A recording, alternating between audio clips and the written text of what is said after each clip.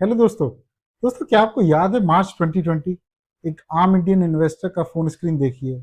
Nifty -8% in a single day. WhatsApp group पे messages आ रहे हैं, सब बेच दो, सब खत्म हो गया। और उस इन्वेस्टर के हाथ कांप रहे हैं। उसने सिर्फ 6 महीने पहले एसआईपी स्टार्ट की थी, लाइफ सेविंग्स लगा दी थी उसने, और अब स्क्रीन पे लिखा दिख रहा है 3 लाख का लॉस अनरियलाइज्ड। तो क्वेश्चन ये उठता है कि क्या उसने सेल किया, क्या उसने होल्ड किया, और जो उसने डिसाइड किया उसने उसकी लाइफ चेंज की या नहीं। आज हम बात करेंगे स्टॉक मार्केट क्रैश के बारे में, लेकिन मेन स्ट्रीम वाले ज्ञान नहीं। Real stories, real numbers, real emotions, और एक सिंपल क्वेश्चन का जवाब। क्रैश में तुम क्या करते हो, ये डिसाइड करता है कि तुम इन्वेस्टर हो या गैम्बलर हो। तो दोस्तों, सुनने में थोड़ा अजीब लगेगा, बट इंडिया ने अभी तक 5 बड़े मार्केट क्रैशेस देखे हैं, और हर बार एक चीज रिपीट हुई है। पैनिक सेलर्स ने वेल्थ डिस्ट्रॉय की है, और पेशेंट इन्वेस्टर्स ने वेल्थ बनाई है। पहला क्रैश था 1992 में, हर्षद मेहता का स्कैम। इमेजिन कीजिए कि सेंसेक्स, जो कि उस समय पे 4467 था, वहां से गिरकर वो सीधा आ गया 2529 पे, यानी कि 44% का क्रैश। एक स्टॉक ब्रोकर ने पूरे बैंकिंग सिस्टम को मैनिपुलेट किया था। लोग सोचते थे कि मार्केट तो अब रॉकेट बन गया है, हर कोई स्टॉक्स खरीद रहा है। फिर एक जर्नलिस्ट ने एक्सपोज किया, और सब कुछ धड़ाम। लेकिन इस धमाके के बीच में एक बंदा था जो मस्त था, जिनका नाम है राधाकृष्ण दमानी। वो आज डीमार्ट के ओनर हैं। उन्होंने शॉर्ट सेलिंग की थी हर्षद के इन्फ्लेटेड स्टॉक्स पे। जब बाकी सब रो रहे थे, दमानी प्रॉफिट कमा रहे थे, क्योंकि उन्हें पता था कि जो चीज रियलिटी से डिस्कनेक्टेड हो वो ज्यादा देर नहीं चल सकती। दोस्तों, दूसरा क्रैश आया 2000 में। डॉट कॉम की जब खुमारी उतरी थी, उस समय Y2K इंटरनेट बूम था। हर कोई टेक स्टॉक्स खरीद रहा था। इंडिया में भी फ्रेंजी थी, कंपनीज के नाम में सिर्फ डॉट कॉम लगाइए और शेयर प्राइस आसमान छूते थे। उस समय निफ्टी अप्रोक्सीमेटली 51% गिरा था पीक से। कोई फंडामेंटल्स नहीं, कोई रेवेन्यू नहीं, सिर्फ हाइप था। और उस समय राकेश झुनझुनवाला ने टाइटन कंपनी के शेयर्स खरीदे थे 30 रुपए के भाव पे। उन शेयरों ने उनकी जिंदगी बना दी। उन्होंने तब इन्वेस्ट किया था जब दुनिया छोड़ रही थी। तो दोस्तों, तीसरा जो क्रैश था वो आया 2008 में। अमेरिका में एक बैंक गिरा, लेमन ब्रदर्स। और इंडिया में सेंसेक्स 21,000 से गिरकर सीधा 8,160 पे आ गया। 61.5% का क्रैश। एफआई ने इंडिया से पैसा निकालना शुरू किया, जैसे कि बिल्डिंग में आग लगी हो। रियल एस्टेट, बैंकिंग, इंफ्रास्ट्रक्चर, सब कुछ ध्वस्त। और उस समय राकेश झुनझुनवाला के पोर्टफोलियो ने भी काफी गिरावट देखी थी। अराउंड 30% से ऊपर वो गिरा था। वो भी दर्द में थे, वो भी इंसान थे। लेकिन उन्होंने क्रिसिल, टाइटन और बाकी अपनी जो पोजीशंस थी उनको होल्ड रखा कन्विक्शन के साथ। 2012 तक मार्केट रिबाउंड कर गया, और 2022 तक उनकी नेटवर्थ हो गई 40,000 करोड़ प्लस। दोस्तों, चौथा क्रैश आया मार्च 2020 में, कोरोना वाली रात। सेंसेक्स एक दिन में गिरा 2713 पॉइंट, अप्रोक्सीमेटली 8% के आसपास एक ही दिन में। ये इंडिया का second worst single day fall था। 4 कंटिन्यूस डेज तक मार्केट गिरता रहा। लोग बोलने लगे कि मार्केट अब कभी भी रिकवर नहीं करेगा।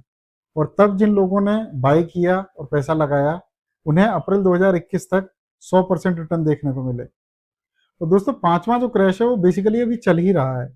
अगर आप देखेंगे, हर दिन मार्केट कभी गिर जाता है, कभी उड़ जाता है, बट कई बार लगातार काफी कंसेक्यूटिव डेज पे गिरता रहता है। बीच में एक दिन 2400 पॉइंट्स गिरा Sensex. 17, 1800, 1500 very common these days. तो पॉइंट क्या है कि ऐसे टाइम पे लोग पैनिक करते हैं, and they try to sell their positions. But इसमें जो समझदार इंसान है वो ये देखता है कि whatever they have already bought, they will hold on to those positions, and if they have cash, they will add more, either into the same stocks or into the different stocks। तो दोस्तों, बड़े investors की psychology समझिए, क्योंकि यहाँ एक shocking truth है। देखिए, 2025 में इंडिया में भी करेक्शन आया था। निफ्टी 13% गिरा। राधाकृष्ण दमानी जी का पोर्टफोलियो 28% से ज्यादा गिरा। विजय केडिया जी का 30% से ज्यादा गिरा। यही वो लोग हैं जिन्हें हम बड़े इन्वेस्टर कहते हैं। मतलब बड़े लोगों को भी दर्द होता है, उनका पोर्टफोलियो भी गिरता है, दे ऑल्सो फील बैड। तो फिर डिफरेंस क्या है? डिफरेंस ये है कि दोस्तों, वो सेल नहीं करते, वो ऐड करते हैं। जब मार्केट गिरता है, जो दमानी जी हैं वो कंसंट्रेशन पे फोकस करते हैं, अंडर वैल्यूड स्टॉक्स में और ज्यादा लेते हैं। उनकी फिलॉसफी है, जब क्वालिटी बिजनेस सस्ता मिले तो मत चूको। दूसरा है कि वो बिजनेस देखते हैं, प्राइस नहीं। झुनझुनवाला हमेशा कहते थे कि मैं स्टॉक नहीं खरीदता, मैं बिजनेस खरीदता हूँ। 2008 में जब टाइटन गिरा, तो उनका मानना ये था कि भाई, क्या इंडियंस ने ज्वेलरी और वॉचेस खरीदना बंद कर दिया? नहीं। तो बिजनेस तो इंटैक्ट है, प्राइस वापस आ जाएगा। तीसरा है, वो लॉन्ग टर्म लेंस लगाते हैं। अब अगर दमानी जी की बात करें तो उन्होंने 90 में शॉर्ट सेलिंग की, 2002 में डीमार्ट का आइडिया सोचा और 2017 में आईपीओ लाए, तो उन्होंने 15 साल का पेशेंस दिखाया। झुनझुनवाला जी भी 5,000 रुपए लेके आए थे 1985 में, और लाइफ में वो सिर्फ एक ही चीज बोलते थे, इंडिया की ग्रोथ स्टोरी पे बिलीव करो। देखिए, क्रैश के वक्त एक बहुत ही नेचुरल रिएक्शन होता है, फ्ली यानी कि भागो। ये इवोल्यूशन प्रोग्रामिंग है। खतरा दिखा, भागो। लेकिन स्टॉक मार्केट में भागने का मतलब है लॉस को लॉक करना। इसलिए जब भी कभी क्रैश आता है तो ये 5 क्वेश्चन खुद से जरूर पूछिए। पहला, मेरा पैसा लगा हुआ बिजनेस बंद हो गया क्या? निफ्टी गिरा मतलब क्या, इंडिया में लोग चाय पीना बंद कर देंगे, एफएमसीजी खत्म हो गया, बैंक्स ने काम करना छोड़ दिया? नहीं, तो बिजनेस इंटैक्ट है, क्रैश टेम्परेरी है। तो दूसरा क्वेश्चन ये है कि क्या मैं ये पैसे अगले 3-5 साल तक नहीं छूऊंगा? अगर इस क्वेश्चन का आंसर हाँ है तो क्रैश एक अपॉर्चुनिटी है, और अगर इस क्वेश्चन का आंसर नो है तो शायद आपने गलती की है जो कि क्रैश ने रिवील कर दी। कभी भी इमरजेंसी फंड को स्टॉक्स में नहीं लगाना चाहिए। तीसरा क्वेश्चन ये आता है कि क्या मैं सेल करना चाहता हूं और क्यों? देखिए, फियर में सेल करना ये एक इमोशनल डिसीजन है, फंडामेंटल डिटीरियोरेशन पे सेल करना ये इंटेलिजेंट डिसीजन है। दोनों में फर्क करना सीखिए। देखिए, फोर्थ क्वेश्चन है कि क्या हिस्ट्री में मार्केट रिकवर हुआ है?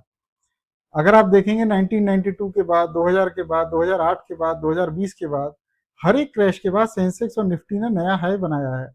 तो अगला क्रैश जो है वो भी रिकवर होगा। इंडिया की ग्रोथ स्टोरी खत्म नहीं हुई है। और पांचवा क्वेश्चन है कि क्या मैं कुछ और खरीद सकता हूं अभी?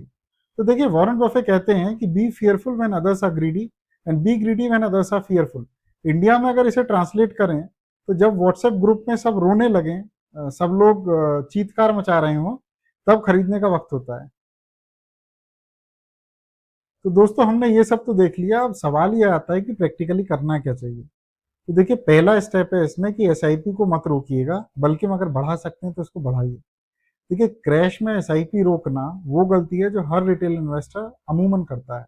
क्रैश में एसआईपी का हर रुपया ज्यादा यूनिट्स दिलाता है। कॉस्ट एवरेजिंग का मैजिक यहाँ काम करता है। दूसरा है क्वालिटी स्टॉक्स की वॉचलिस्ट बनाएं पहले से। दमानी, झुनझुनवाला, इन सब के बीच में एक कॉमन बात थी, उनको पास पहले से एक लिस्ट होती थी जो वो खरीदना चाहते थे। क्रैश में सोचना नहीं पड़ता था, बस एग्जीक्यूट करना पड़ता था। आज ही अपनी वो लिस्ट बनाएं कि अगर ये स्टॉक्स 30 से 40% गिरते हैं तो मैं इनको खरीदूंगा। तीसरा है कि लेवरेज मत लीजिए क्रैश में। बोरोड मनी से स्टॉक्स खरीदना क्रैश में ये थोड़ा सा डबल एज सोर्ड है। अगर मार्केट और गिर गया तो मार्जिन कॉल आ जाएगा और आप जो है वो फोर सेल में आ जाओगे। तो cash is basically king in a crash. चौथा है कि न्यूज से थोड़ी दूरी बनाइए। सीएनबीसी, जी बिजनेस और हर चैनल पे एक ही काम होता है क्रैश में, पैनिक बढ़ाना। ब्रेकिंग न्यूज से पोर्टफोलियो डिसीजंस मत बनाइए, डेटा देखिए, हेडलाइंस नहीं। पांचवा है अपना एसेट एलोकेशन चेक कीजिए। अगर मार्केट गिरने पे आपकी नींद उड़ रही है, मतलब आपने अपने रिस्क कैपेसिटी से ज्यादा इन्वेस्ट किया हुआ है। देखिए, बेसिकली 60% इक्विटी, 40% डेट जैसे एलोकेशन में क्रैश में आप काफी स्टेबल रहते हैं। तो देखिए, कंक्लूजन में याद कीजिए वो मार्च 2020 वाला इन्वेस्टर जिसके हाथ कप कपा रहे थे उस समय, उसने बेसिकली सेल नहीं किया। एक रात वो रोया, फोन बंद कर दिया, फिर एक डिसीजन लिया कि अगर इंडिया सर्वाइव करेगा तो मेरा पोर्टफोलियो भी सर्वाइव करेगा। उसने अपनी एसआईपी को डबल कर दिया, थोड़ा एक्स्ट्रा इन्वेस्ट किया। अप्रैल 2021 आया और उसकी एसआईपी 2x हो गई। ये सिर्फ एक बंदा नहीं है, ये वो सब लोग हैं जो पैनिक में नहीं भागे। स्टॉक मार्केट क्रैश एक टेस्ट है, पोर्टफोलियो का नहीं, कैरेक्टर का। दमानी ने इसको 1992 में पास किया, झुनझुनवाला ने 2000 और 2008 में पास किया। अब 2026 में आपकी बारी है।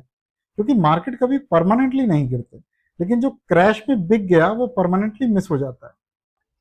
I hope you would have learned something new, friends. Do like, share, and subscribe, and stay tuned for the next video. Thank you.